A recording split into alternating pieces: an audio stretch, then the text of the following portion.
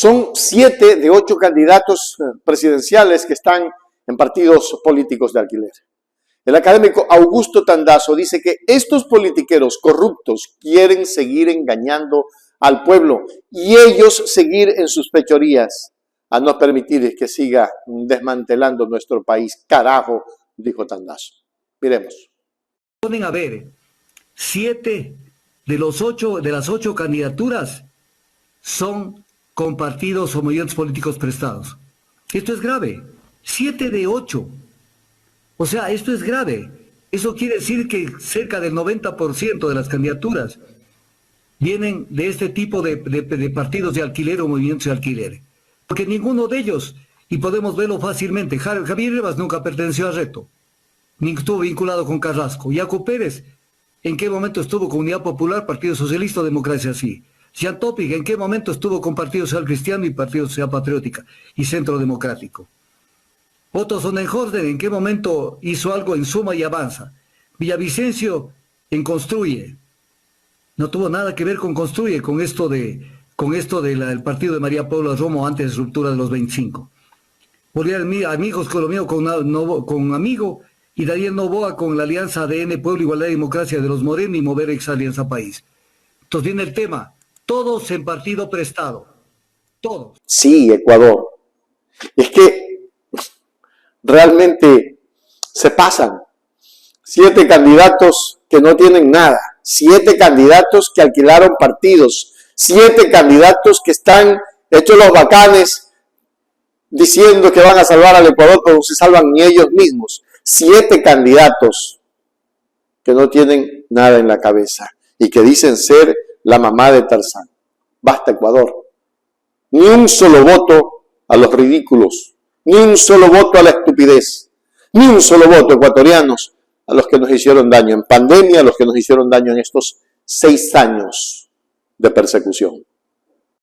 Lanzo Mendoza es una copia de él. Además, él dijo, Bernardo Villavicencio está con nosotros, en la entrevista que le hizo Carlos Vera. O sea, hay muchos que están separados momentáneamente, pero que responden al mismo tronco, y el mismo tronco es la derecha tradicional y neoliberal del Ecuador. Responden a esa identidad ideológica.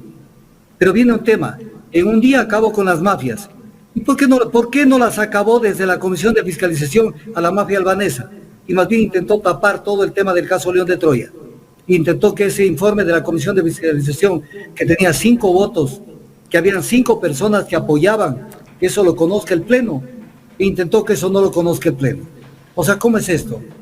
O sea, él quiere acabar con las mafias, pero tapando a las mafias. La mafia albanesa está allí, pues. ¿Y qué pasó con la mafia albanesa? Nada. ¿Qué pasó con la fiscalía? Que le entregaron el informe de la policía, llamado caso León de Troya. No dice nada. Yo estoy en contra de todo lo que no aparece, porque ya de esto llevamos algún tiempo del caso León de Troya. Y la fiscalía tiene esos insumos. ¿Y qué piensa hacer? ¿Que la saque el fiscal de después de 15 años o después de 10 años? O si no, que lo archiven, porque hay una cantidad de cosas que no sabemos qué pasó, pero ya están archivados. Se han preocupado los asambleístas desde el 2008. No estoy hablando del 2022 ni 23. Desde el 2008 de dictar una ley que diga, la inversión nacional tiene este tipo de prerrogativas y la inversión extranjera estas otras. No lo hicieron, porque no les interesa. Y entonces este artículo es un artículo que está de adorno en el tema de la Constitución. La libertad económica bajo el neoliberalismo es prácticamente el sálvese quien pueda. El que puede subsistir, que subsista. Y el que no pueda, o que se dedique a la delincuencia, o que se vaya del Ecuador a buscar trabajo, que hoy en día ya no existe un trabajo digno, ni siquiera en los países a los que migra el ecuatoriano. Porque hay tanta pobreza en esos países que llegan y se dan cuenta que la situación de ellos sigue, como decía alguna vez alguien que escribió un libro famoso, los condenados de la tierra. Siguen buscando cómo subsistir. Es que lo que pasa es que cuando los tiros vienen cerca de gente que se quiere o que tienen algún grado de cercanía, entonces ahí sí ya no funcionan las cosas. Entonces, se inventaron un tema en el contrato, el famoso tema TO+. Cuando yo vi esto dije, ¿qué es el TO+? Después entendí. ¿Qué era el TO+? Era desde el pago del anticipo, desde la fecha del pago del anticipo, que fue realizada el 28 de agosto del 2008.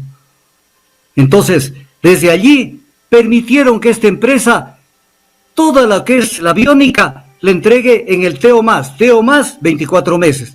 O sea, desde la fecha de pago anticipo, TEO más 39 meses, TEO más no sé cuánto. Y entonces viene el tema, ¿y todo eso estaba permitido en las bases? No estaba permitido en las bases, porque tenían que entregar tenían que entregar completo, tenían que entregar con motores nuevos del 2008 en adelante, con toda la aviónica del 2008 en adelante, y entregaron con motores posiblemente nuevos, pero de años anteriores. Es incumplir un contrato, y los recibieron, todos los que recibieron esos helicópteros, ellos deben estar sancionados incluso. Tiene que el Tribunal Penal, que está conociendo de la apelación que se presentó sobre la sentencia del juez Rivera, tiene que volverlos a involucrar, porque no es que van a recibir, en este caso, bienes que no estaban conforme a especificaciones.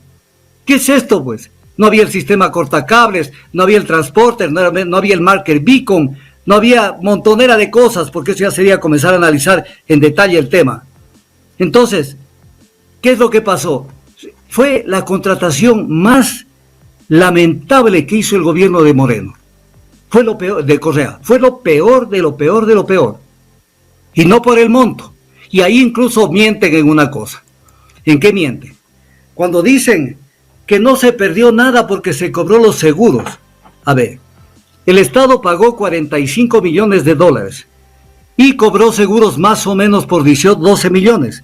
Entonces 45 no es igual a 12, matemática simple. O ya perdimos las cuentas de la matemática. Y segundo, ¿a quién le tocó la tarea de pagar por esta basura? A Seguro Sucre, la empresa de aseguramiento del Estado.